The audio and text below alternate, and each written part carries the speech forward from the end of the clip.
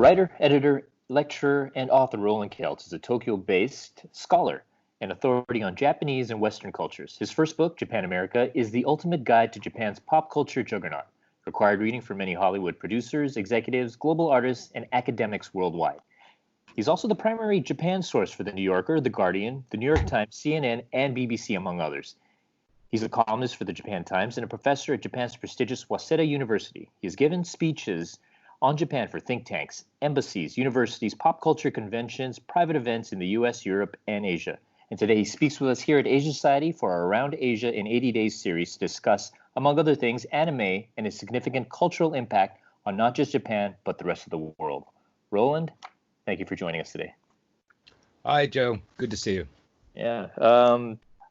I wanted to know why, in your book, Japanamerica, you chose this epigraph to start it off. It's an Oscar Wilde quote. "The whole of Japan is a pure invention. There is no such country. There are no such people." Well, I used that as the epigraph for Japanamerica, and it's actually from an essay called "The Decay of Lying" that I read when I was in high school. I went through a kind of Oscar Wilde phase, the picture of Dorian Gray and the works by great writer, actually, great wit. Yes.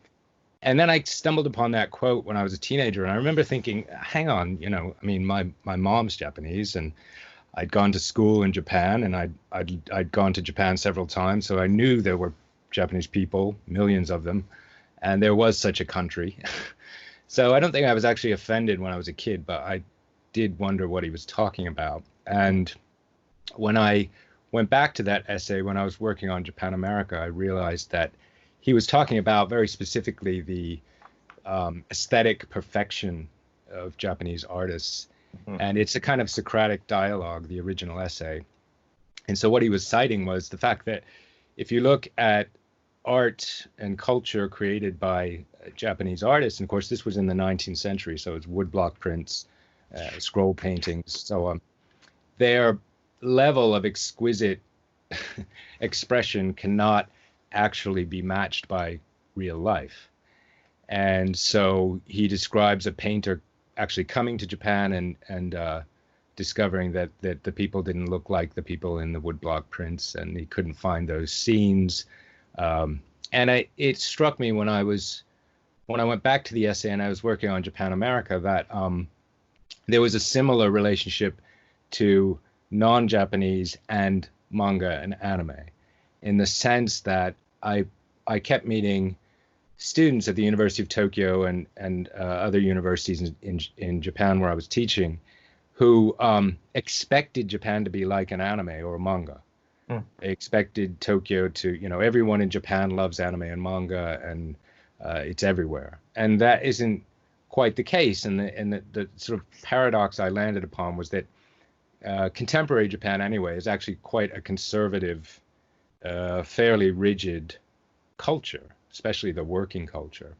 And at the same time, it produces, especially since World War II, these expansive, exquisite pop culture images and stories. And that was really, I used it as the epigraph because I thought it applied equally to contemporary Japanese pop culture and also to the post-war era in Japan. When we talk about manga and anime, we're really talking about post-war Japanese art forms. If we could stick there while we're talking about that, about the roots of manga and anime coming from the post-trauma of World War II. And if we could talk specifically about Osamu Tezuka? Yeah. Mm-hmm. All right. And so in your book, you talk a lot about that, about how you compare the U.S. versus Japan animation to be that of the winners versus the losers. Could you expand on that idea? Yeah, well, there's this great sort of paradox, and I think the word paradox is really at the heart of this story about Japanese pop culture, and the paradox, as I said, of a conservative society versus a very, very, very liberated art form, and that sort of emerges especially after World War II. And Osamu Tezuka is still called the god of manga. And he wasn't the only one, but he was certainly probably the most prolific manga artist after the war and really pioneered the aesthetic. And when I started conducting research for Japanamerica, I went to his production office here, Tezuka Productions, and did several long interviews with his staffer, Yoshihiro Shimizu. And Shimizu-san went for a long walk with me around the neighborhood outside the studio. And at one point, I think he was growing a bit impatient with all my questions, and he just said, Roland, manga and anime are the art of the losers. And it just sort of rang a bell inside for me, because what he was describing was the fact that this art form, this entertainment medium, emerged after the war that could express much deeper trauma and emotional pain and rage, and I suppose a kind of pathos that many Japanese felt but didn't or couldn't express openly in the period after World War II. And of course, this is not to say that contemporary manga and anime is all about World War II. Obviously, that was 70 plus years ago. But the art form emerged that could carry these emotions. And I think when you compare it to American comics, and this is a much bigger story, but I have talked to people in the US about this, and American comics kind of, and animation went off into either children's material, or on the one hand, children's material, or kind of vaudevillian slapstick stuff. And then, of course, you had the superhero, explosion in the United States. And that was really, in Shimizu-san's terms, that was the art of the winner. And of course, in the US, there was the whole, again, paradoxically, the US is supposed to be the beacon of freedom and liberty. And yet the comics were actually quite heavily censored after the war. It was the McCarthy era, and the era of communist paranoia in the United States. And any comics that expressed darker or more dangerous themes were censored or just shut down. There was actually a comics code that the publishers put together so that the government wouldn't go after them. Whereas in Japan, again, paradoxically, the losers of the war, after the years of censorship under the Japanese military government were lifted, after those rules were lifted, then censorship was imposed by the Americans who were occupying Japan. And so Japanese artists couldn't say anything negative about the war, during the war, and then after the war for 7 years, they couldn't say anything negative about the Americans. But then by 1952-53, this is lifted when the occupation ends. And suddenly, again, Shimizu said to me, it was like a cork popped off the bottle, and all these emotions, expressions could emerge in manga and anime that had been pent up, that had been stored and suppressed over the years. This sounds almost like a little bit of therapy, I guess. Yeah, aesthetic therapy, I suppose. That's interesting. Expressive therapy. But in terms of, if we could stick to the creative aspects of manga and anime, it always seems to sort of touch base on creating and visualizing worlds that sort of Western creators can't even imagine. There's almost like another level of creative imagination that comes from manga. And do you think that that's partly to do with sort of Japanese culture and things that you touched base on just a little bit earlier? Yeah, this is kind of a tricky anthropological territory, but there are theories about the effect of Shinto, which is the national faith on Japanese artists. And one tenet of Shinto, and again, I don't want to oversimplify this, but one tenet is animistic, so that every object in nature has a spirit within it, has a kami, or a god spirit within it. So to simplify that, if you look at a Japanese franchise, multi-billion-dollar franchise like Pokemon, you have this ever proliferating set of characters that are not tethered to the biological world.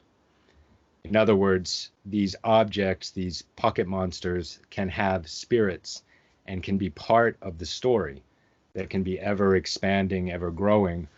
Whereas when you look at, by contrast, most American and a lot of Western animations and comics are very tightly tethered to the biological world. So just simplistically, Bugs Bunny and Mickey Mouse, Donald Duck. I mean, he's a duck, a bunny, and a mouse. And even Wallace and Gromit out of the great Aardman Productions, they're tethered to biological reality. Whereas in Japan, you get all of these shows that take characters and spirits and kind of transmogrify them into characters. And so I think in some respects that gives Japanese artists a great deal of freedom of expression to explore dream worlds, fantasy. My friend Susan Napier, who's a scholar of anime and author, is at Tufts University now, and she often says to me that it seems like the border between reality and dreams or spiritual dimensions is much more porous in Japan than it tends to be in Western countries. In other words, you can sort of travel between these realms maybe with more ease and more facility and agility than you can in certainly in American culture. Yeah, I think that's interesting, especially with because in terms of Japan, like I've only been there a few times, but every time I go there, I can see the attention to detail and sort of the craftsmanship in everything. It's not just the anime but it's just everything about Japan, and it's always interested me. And I was curious if something about sort of the way the Japanese people do things. And there's this one word that I wanted to bring up, monozukuri. Monozukuri, yeah. Yeah. And could you sort of explain how that sort of fits into Japanese culture and anime? Yeah, that's actually a word that crops up in Japanamerica quite a bit, and I've written about it in other publications. But it's essentially an elevation of the formalistic elements of craftsmanship. In other words, it's the virtue of making things very, very well, and it expresses a kind of commitment to form and to craftsmanship. And at the same time, I suppose the virtue of form itself, so that you make something very, very well, not necessarily for the content of the thing, but for the gratification of the form of the thing, for a kind of excellence. And it's quite true. I mean, I've now lived in Japan, going back and forth quite a bit to New York for about 20 years, and I've become so accustomed to the way things are designed here, whether it's something as simple and pedestrian as an escalator, or something more elegant like Japanese ceramics or the objects in a tea ceremony, etc. And of course, Japan has a huge number of Pritzker-winning architects, and this design of buildings. I mean, Tokyo is a very strange jumble of a city architecturally, but some of the buildings are just exquisite. And, you know, you sort of, even the designs of packages in Japan, you probably know that Japanese stores do a brilliant job of gift wrapping things, and gifts are a very big deal in Japan, the look and the form of the gift. And what's kind of depressing is you get used to all of these excellent designs, and then when you go overseas, you think, oh my God, why is this so badly designed? Or, and it's something as simple as a pill bottle or a bag of chips. You just think it's just a terrible design. Yeah. Again, going back to Oscar Wilde's essay, Decay of Lying, and his comment that Japan is a pure invention. Sometimes you see the designs, and it's almost like they're designs for design's sake. They're just so beautifully designed, but you said it almost seems like somebody spent way too much time designing something. Right. But again, it's something, yeah, exactly. And it's something you come to appreciate, that there are elements of this monozukuri virtue and commitment in everyday things in Japan. And certainly as it applies to manga and anime, I mean, Japanese popular culture has a very, very sophisticated fan base inside Japan.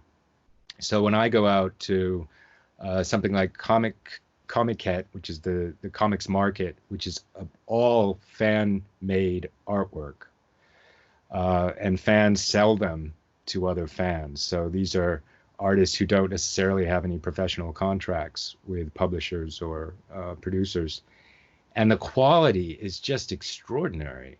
I mean, and I've talked to producers here who've said that, if something appeals in Japan, if the Japanese audience, if the Japanese consumer likes it, then there's a good chance they can find a way to get it overseas, because the consumer here is very demanding.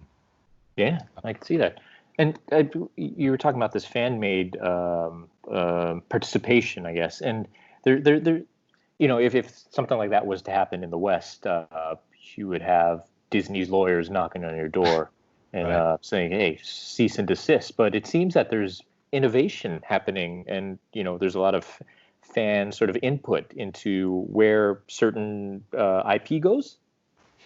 Yeah, it's fair. I mean, that's one of the strengths of the industry here, is it's very much a symbiotic relationship between fans and between producers. Yeah. And that means there's almost an R&D, research and development component built in, where the Japanese fan base is, so meticulous and careful and sophisticated, and has such high expectations for what's being created in Japan, that the industry can kind of rely on them to show them what's good. And you're quite right. The kind of, I suppose, this could apply more broadly to Japan, but in Asia in general is much less reliant upon contracts, written contracts, and litigation. Yeah. So you have many cases where exceptions are made, and in the case of the anime industry and manga publishers, I mean, it's hard to explain to a Western lawyer, for example, but generally here, as I've talked to people over the years, they look the other way, and in fact, tacitly encourage fan artists to produce, what, as you just said, what would be considered pirated, illegal, plagiaristic material in a lot of countries outside of Japan. And yet here it's not only tolerated, but there are professional Japanese artists who kind of copy the fan artists as a kind of wink and acknowledgement. Like, I know what you guys are doing with my original material, and I'm going to acknowledge that. Wow. So it's not only not suing them and not arresting them and not banning them, but actually encouraging that relationship. And of course, there are a lot of fan artists and teams of fan artists. Clamp is probably one of the most famous, who end up becoming, if you will, professional or professionally supported artists, because they're so good, and they get kind of recruited to be professionals. I want to touch on the idea of exporting Japanese culture and sort of this next kind of a higher level standard of not only creating, but just the way society works there in general. Like today, we're dealing with the pandemic globally, I guess, and how different countries are reacting. It contrasts everywhere, and we can see that with how people are getting infected, and but in certain countries, in Japan, for instance, there's a kind of understanding of doing what's best for the entire sort of society, regardless of what your beliefs are. Personally, it seems like in Japan, they're acting in accordance to the good of the whole. Could you touch base on that idea? Yeah, well, it's what's been really interesting to me is that once again you can take it back to the post-war era, back to World War II, because, and I actually learned this quite recently, but in the post-war Constitution, which is the Constitution that was heavily drafted by the Americans, but in that Constitution, the government, the Japanese government, has no actual enforcement power over, for example, a lockdown or a quarantine in the current situation with the pandemic. I didn't really know this, but the government is bound by that constitution and cannot enforce any kind of restrictions on Japanese citizens with regard to a lockdown or a quarantine or wearing masks, etc. So what was interesting was that when the government began asking Japanese to restrain themselves, to stay home unless necessary, to wear masks, to they call them the 3 Cs, but to avoid crowded places, etc. By and large, Japanese people and people living in Japan just followed the rules, even though they couldn't be enforced. So there were no police officers roaming the streets, demanding that you wear a mask or demanding that you stay inside. There was just response in general by the Japanese population and population of Japan, I should say, to restrict themselves. So I think that, yeah, that was indicative of, I mean, again, I use this word paradox because having lived here for so long with Japanese family, I feel like on the one hand, because people generally follow the rules and observe codes of behavior, and which can make Japanese society look quite conservative. Famously in Tokyo, if there's a don't walk sign, even if there's no traffic and it's a tiny road and no one is looking, by and large, people will wait until the walk sign turns green and they can walk across the street, even with no traffic. So you don't tend to see people jaywalking in Tokyo, even though I've never seen anyone arrested for jaywalking. So there's the paradox being that because in general people observe the rules and try to do what the rest of the community is doing, that means that on some level you actually have a lot more freedom, because no one is going to force you to stay inside. No one is going to force you to wear a mask. People just do it because they observe that it's the right thing to do, and that other people are doing it. That's very, very important. So there are other areas in which you have a great deal of freedom. For example, in the United States, if you walk around drinking any alcohol without a covering for the alcohol in public, it's illegal. You have to put a beer into a brown paper bag or any kind of liquor bottle. Whereas there's no such law in Japan. So if I pass a construction site walking down the street here in Shinjuku, the guys might be taking a break and they could be sipping a small jar of sake, and it's perfectly fine. Yeah. And it doesn't mean the guys are going to get drunk or start smashing their equipment or anything like that. In other words, they observe the fact that they can have a sip of alcohol in public and they're not going to abuse that. And the police don't don't mind. So in other words, if you the kind of freedom, and I think this does apply to the aesthetics, is that, as long as you observe the community's behavior, behave accordingly, then in other respects, you have a great deal of freedom. We'll give you a lot of freedom. And I think that relates to the response thus far to the coronavirus pandemic. Oh, interesting. In terms of that freedom, I mean, there's almost a understanding that you feel a little safer in Japan, I guess. You don't have to worry about certain things. I wanted to know if that was sort of like the fact that you don't have to worry about certain things. Like I mentioned that every time I go to Japan, I feel really safe. I don't worry about crime. I don't worry about. I have this one story about. I was in Japan. I had an envelope full of money.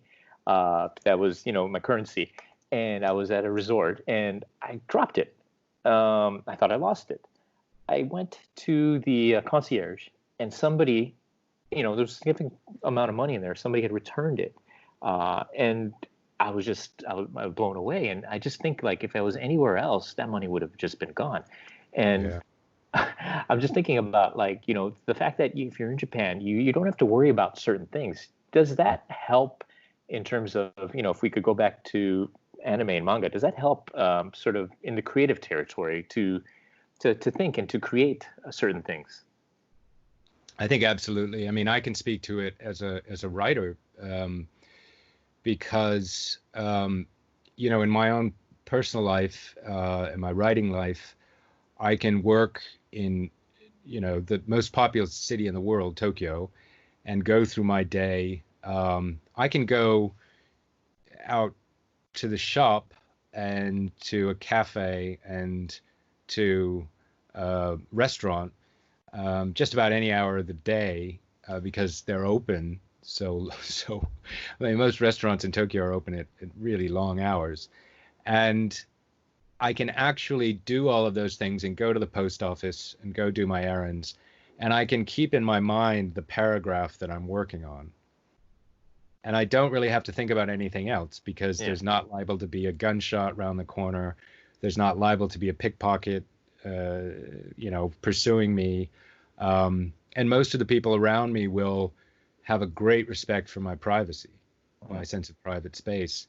And I can tell you, from also living in New York for many years, it's almost completely the opposite. If I go across the street from my apartment in Soho to a bodega, which is a convenience store, there's a very good chance that someone's going to honk their horn at me on the street. Someone's going to be shouting from a truck obscenities at the guy next to him. When I get to the bodega, there's, the guys at the counter are going to engage in small talk. How you doing, man? Is it going to rain? What are you doing? Hey, how's it going? And it's actually quite distracting. I mean, on top of the fact that in Tokyo, if you are going to take a train, if you commute to work, if you're going to take a taxi, they're going to be efficient. They're going to be right on time. Yeah. You can really kind of go, once you get the hang of it, you can go through your daily routines without interruption and without fear. Yeah. And that makes particularly Japanese cities unique in the world. I mean, not just compared to New York, but when you think of large cities, whether it's Jakarta down in Indonesia or Hong Kong or European cities, I mean, there are lots of places and lots of times of the day when you have to keep looking over your shoulder, watch your back. And in a city as massive as Tokyo, which is, the metropolitan area is like 35, 38 million people, you almost never have to do that. And I too have lost or left, misplaced things here, and just had them returned to the local police box, or some cases had someone run after me because I left something at a restaurant table. And it's a friend of mine in New York, actually an older guy who's a journalist who lived in Tokyo in the 1980s and 90s. He once said to me, we were having lunch, and he said, living in Tokyo actually peels layers of anxiety Yes. away from your skin, away from your body. So he actually described it in a physical sense, that these layers of anxiety are peeled away when you live and work in Tokyo, because there's just all this stuff that you don't have to worry about. Yeah. There's a predictability there that allows you, versus the chaos of anywhere else, that allows you to just focus, I guess. And Yeah, and I mean, I want to be careful, because if you go to Shinjuku during rush hour, it's certainly, Shinjuku Station seems very chaotic. There are millions of people sort of cruising in these low-ceilinged railway caverns. But so there is clearly a sense of chaos. But very famously, the Shibuya Kosaten, or the scramble crossing. These masses, and it's now famous because it's been on YouTube and on movies, etc. But these masses of people that cross this intersection and manage not to smash into each other or push each other out of the way, etc. It's almost an urban choreography in Tokyo. Yeah, it's an organized chaos. Yeah, and I think to bring it back to the artistry of manga and anime creators and novelists and so on, I do think that gives you a kind of psychic space that might feel freer, because you're not badgered every day by the hassles and violence and dysfunctions of a lot of major cities around the world. I think that touches base. I forget. I think it's a professor out of Illinois, Chicago, and he touches base on this about sort of scarcity in your mind and sort of cognitive load, and he compares it for the behavior economics of developing world countries versus already developed world countries, where these developing world countries are constantly thinking about what will they eat, how will they pay their bills, how are is it going to rain tonight, and they're just so overwhelmed with all these constant thoughts of survival that their productivity just goes down. And I think if you contrast that to what you were just discussing in Japan, it makes total sense. Yeah, I mean, in that respect, the freedom to make art, to create art, to sustain art making, whether it's pop art or high art or whatever that distinction means, the capacity to generate, for example, now over 70 years, the Japanese pop industry in manga and anime, and of course other consumer goods, is a kind of luxury. Yeah. And it's important to note that we mentioned Osamu Tezuka earlier, and Tezuka was from a fairly wealthy family, relatively speaking, and he was extremely competitive with other artists, and I mean, he worked extremely hard. He was very prolific, but he also had, on some level, the economic security to produce entertainment. I mean, which is really what early manga was sold on the streets and was kind of a underground form of expression. And when he was creating his early works and distributing them, the Japanese publishing industry and every other media industry was completely destroyed by the war. So it's kind of arguably created an opportunity for, at the time, these young artists to develop a new medium, or at least to, I should say, reinvent a medium that had been in existence. And that, it's interesting today, because you look over the sea, and you have South Korean pop industry is gaining in popularity and has a huge fan base, especially K-pop music. And of course, China is quite aggressively developing its animation industry with some recent success. And in fact, Chinese media companies are investing in the anime industry here in Japan. Mm. So there's a lot of, as Japan's Asian neighbors acquire wealth and the comforts of wealth and the luxury of Right. creating artistic industries, I think you're going to see a lot of anime inspired new work coming out of Asia, outside of Japan. Right. Okay. And I think you're going to see a lot more. You're already seeing a lot of cross cultural productions or transcultural productions where Chinese and Japanese investors are producing a show together, and a Japanese studio is hired by a Chinese company to create anime for the Chinese audience. I think that kind of transcultural investment and creativity is going to happen more and more. Oh, interesting. So they're exporting sort of the coolness of Japan. Yeah, I mean, exporting might be a bit uh, a bit more proactive than what's really happened. I mean, a lot of the popularity and the international fan base for Japanese popular culture has been driven by demand. In other words, fans outside of Japan, distributors outside of Japan, fans who turned into business people in the United States and other parts of the world, demanded these products, these media from Japan. And in most cases, the Japanese industry has been either weak at promoting them and weak at exporting them, or just completely clueless altogether about how to handle the foreign demand for Japanese products. So yes, exporting, and I won't say that, obviously that's improved a bit. I mean, the industry here is much more aware of the fact that they need that international market than they were 10 years ago, certainly. But it's really been a heavily demand-driven relationship between non-Japanese fans and the Japanese creative industry.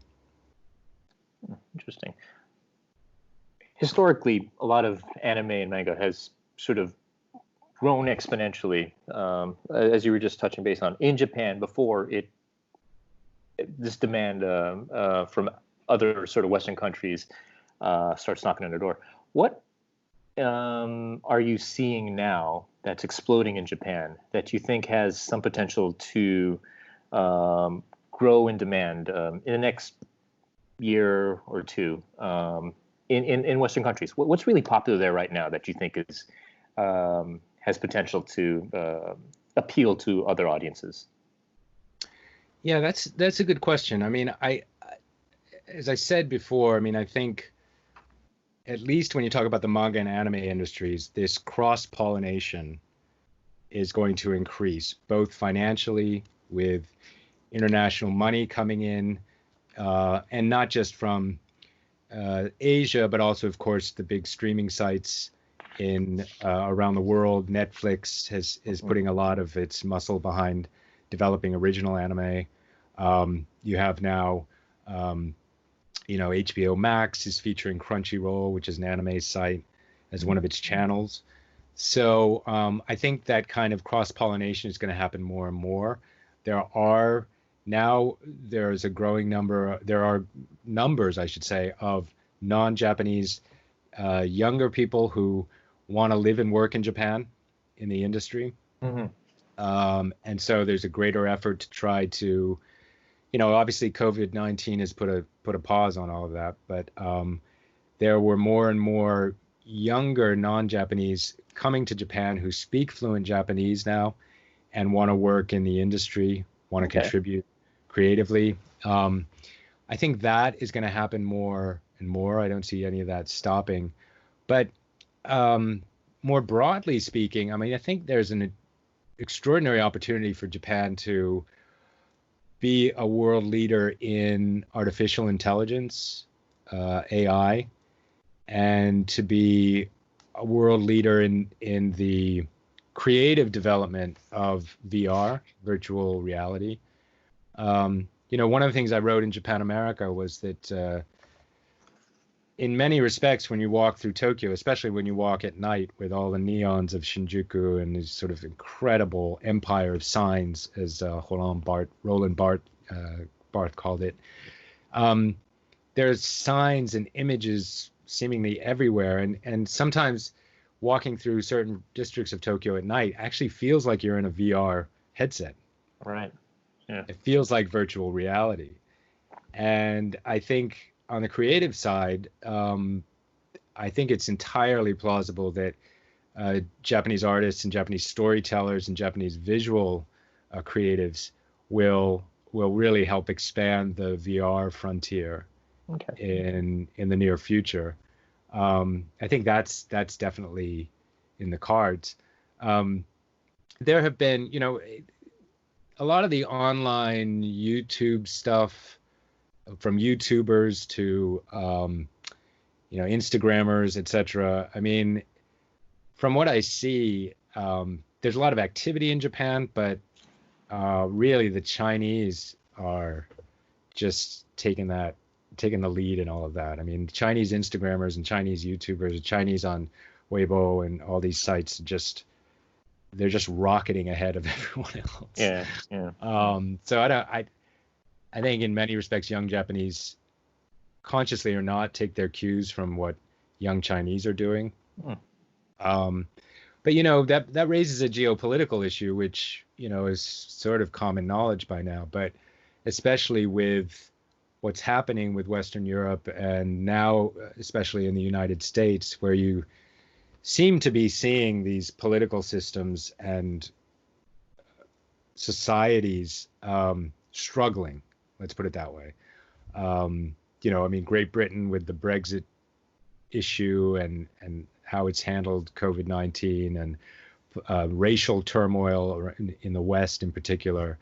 I do think politically and creatively, if Japan, South Korea, and China, I know that sounds unlikely, but if those three countries could get their acts together and coordinate a cooperative economic and creative zone, I think it could be a really bountiful future. If you had all these very talented Chinese animation artists and storytellers working with people here in Japan, and with the South Korean soundtrack, for example. I mean, if they could coordinate more of a collaborative relationship, I think this region of the world, including especially those three countries, but of course, Southeast Asian countries, etc., where there's a lot of youth. When you go to Southeast Asia, I'm sure you've experienced this, but one of the things you very quickly notice in Indonesia or Vietnam is there's so many young people. And that was the case in Japan after the war, post-war boom, but is just the opposite right now. Yeah. Japan is an aging population. There are still very talented young creative people here, but there's a smaller pool of people. Yeah. And there are labor issues around that. I mean, one of the challenges in the anime industry domestically here in Japan is labor shortages. They're having trouble finding the young talent to fill the jobs at anime studios. And of course, they outsource a lot of work now to Asian countries. But it's, some producers have told me they just don't have enough talented young artists in Japan to fill the seats, the desks. So I think, more of a coordinated and collaborative relationship between Asian nations in creativity and, of course, politics, geopolitics, could benefit all of us in the future. That's an interesting concept, interesting idea. It's almost like a Hello Kitty diplomacy agreement. Yeah. Maybe we could pitch that to our mutual acquaintance Ezra Vogel to see what he might think. Well, actually, it's interesting. Ezra just wrote a really great book about the history of the relationship between China and Japan. Mm-hmm. And I was actually I was at Harvard in 2017 and spent some time chatting with him about that book as he was working on it. And one day we were having tea in his sitting room, and he said he conveyed a great anecdote. He said, you know, when he calls his friends in China, they say, "Oh, Ezra, the economy is booming. China is just racing ahead. You know, you would not believe the development going on in Shanghai and in Guangzhou and all these cities across China. It's just phenomenal. We're just skyrocketing, you know." And then he would say to them, "Well, what do your kids do? What are your plans for your kids?" And they would say, "Well, we're sending, you know, my son off to Vancouver. We're sending my daughter off to Harvard. My daughter's going to be there next year. We're sending my youngest eventually out to California, etc." Right? They're going to go all around the world. And then he would pick up the phone and talk to his Japanese friends. And Ezra told me, my Japanese friends say, "Oh, Ezra, the economy's a disaster. Japan's not doing anything. There's nothing exciting happening here. Japan's finished. The future is bleak." And then he would say, "Well, you know, what are your kids doing?" And they'd say, "Oh, they're staying in Japan." So Ezra's take was either Japanese kids just have no ambition and don't want to go overseas, and or their parents realize that no matter how bad things are in Japan, it's still a pretty good place to live. Yeah, I agree. Which I thought was a great anecdote, you know. Yeah. I think that's amazing. Yeah. We had a good time at Harvard when I was there. Really, really great hanging with him. Because you know, I read his book when I was a kid. Japan is number one. It's number one. Yeah. Oh. Yeah. I was a kid, and I thought, you know, my sense of Japan back then was it was so far away. It was where my grandparents lived. It was where my uncle lived. It was where I used to go every summer. I used to come here every summer. And I couldn't believe that America was afraid of Japan. Well, I think it you know, that has some relation to you know, a couple of that talk that you gave in terms of the vocabulary that kind of shapes the mindset of the Japanese people. And you know, I'm pretty cognizant of the time. I don't want to take up too much of your time, but maybe we could go over sort of a couple words and how you think it's related to Japan culturally. The first two are tatame and hone. Yeah, that's tatamaya and hone. Hone. And what do those mean specifically? Well, again, to simplify, tatamaya is essentially your public self, how you behave in your daily life when you're with your superiors at work or at school, at the university, or in a classroom. It's sort of a code of public behavior that you observe when you're in the context of you know, daily public life. It's kind of your public face. Although it doesn't mean that it's dishonest. It just means that you're observing certain rules of behavior, certain hierarchies in your relationship, how deeply you bow depending on the rank of the other person. So if, you know, the person is a lower rank than you are, then your bow is very shallow. If you're bowing to your boss or to your professor, then it would be quite a bit deeper. Right. That's kind of all behavior that is tatamaya. Tatamaya. Tatamaya. Oh, it almost sounds like the Bushido culture, the bowing. And... Yeah, actually, that's really where the bow comes from, because when you bow, you're exposing your neck. So in Bushido, in samurai days, if you exposed your neck, somebody could decapitate you. Yeah. So you were the greeting was a kind of show of trust and deference, you know, saying I'm I trust you, and I'm willing to be very, very vulnerable. I think maybe we touched base on that earlier about sort of that trust culture in Japan. It's just when you Yeah. sort of get into these agreements with people, but it seems like the West is just exploiting a lot of that. And how do Japanese respond to that? Well, it's interesting when I wrote about the Pokemon story and the fact that the 5 companies that created Pokemon here basically signed a thick contract from America that they couldn't understand, and they didn't have any legal team to sort it out. So they signed away, I forget the figure, but something like $10 million. They just signed the contract, sent it back to the US, and this American company got all the subsidiary rights. So when the Pokemon movie was released in the United States and millions of dollars poured in Japan, they didn't see any of it. Right. And that's kind of an archetypal story that's happened to a lot of Japanese companies who do business, especially in the United States, but also other countries. But I did a really key interview for that story with a guy at Shogakukan who was really there at the very beginning, creating the Pokemon Empire, and he finally said to me, that was our fault, because if you're going to do business with a foreign country or in a foreign country, you have to learn how they do business. Yeah. So, this is a guy who is still pretty bitter,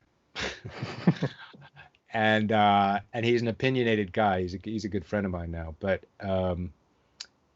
he was really, after telling me this story and after grinding his teeth and shaking his fists and talking about how they got ripped off by this American guy, he did finally say that was our fault. I mean, we realized we have to learn how, if you're doing business in China, if you're doing business in America, if you're doing business in Europe, you have to learn how they do business before you proceed. Otherwise, he said to me, we shouldn't have done it. We should just keep Pokemon in Japan and forget about it.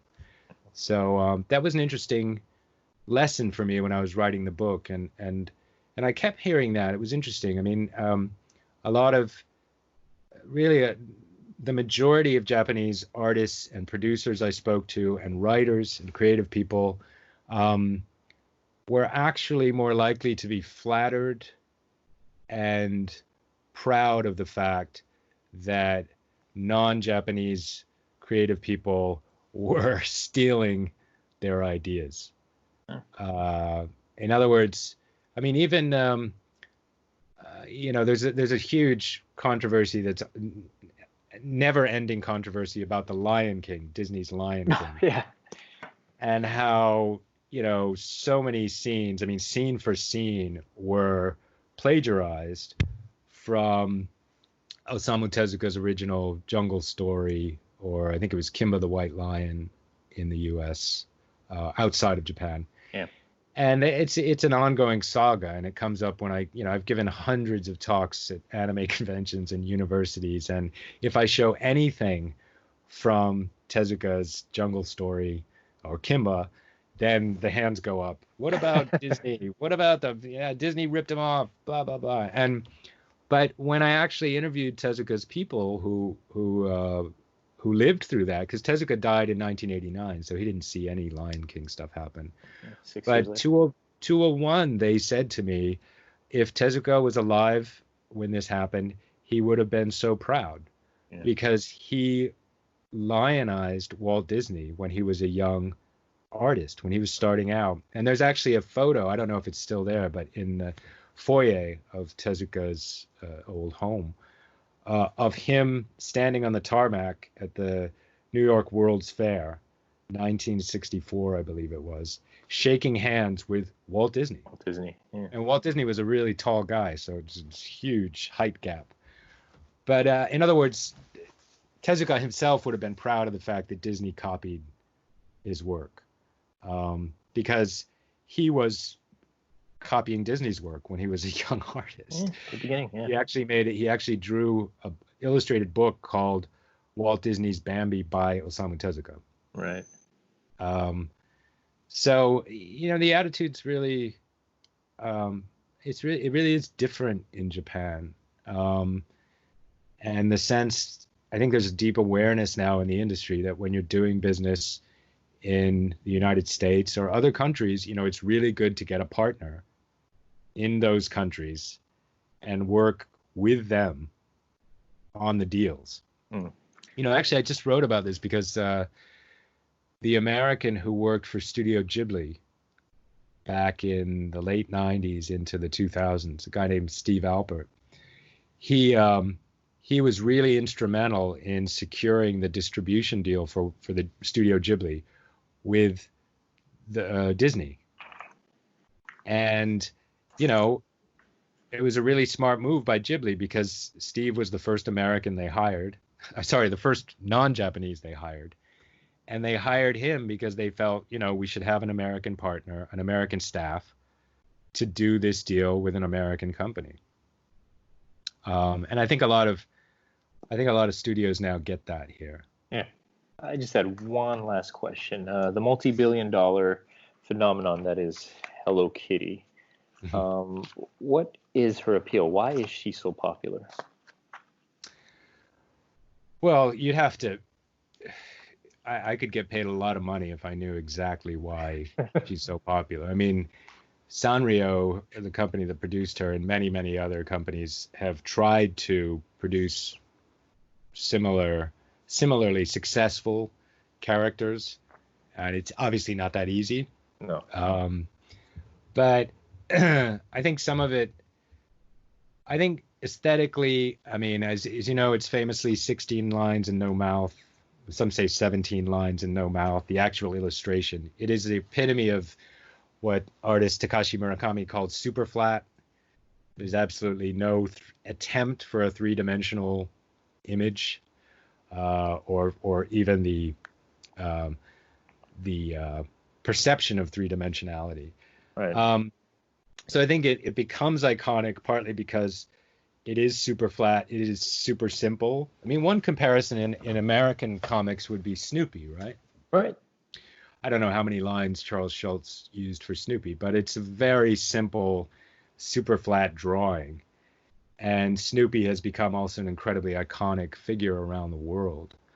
But Kitty also epitomizes this concept of kawaii, which I'm sure you've heard the term before, but I like to define kawaii as a hyper level of cuteness that causes the viewer to want to take care of the object or the image. So, in evolutionary terms, we know that puppies and kitties and babies tend to be, to the adult eye anyway, very cute. Right. And there's an evolutionary reason for that because they need to be taken care of. Right. Okay. They actually need help, and that appeal of cuteness serves a function, a very practical function. So I've always seen it to some level. The Japanese concept of kawaii is a kind of interdependency, and so famously with Hello Kitty, because the image is expressionless until you look at it. It's a sort of, on a very basic level, a kind of projection that Kitty can feel the way you do.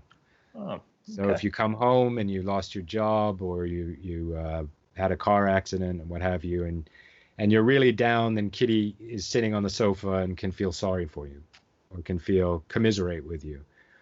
But if you've just won the jackpot and you got a new partner, romantic partner, you're having a great day, then Kitty celebrates with you as well. So I know that's a very simplistic. That makes a lot of sense. I think that'll answer a lot of viewers' questions about why Hello Kitty is so popular. But Roland, it's a very big secret, but I have my own little kitties around. Again, this interview, we could talk for hours longer, but I know you're a busy guy, so I just want to thank you for your time. Thanks, Joe. Wish we could be in the same city together. Oh, yeah. Well, hopefully when this all ends, we'll meet up somewhere in Tokyo or in Boston. Sounds good. All right. Thanks a lot.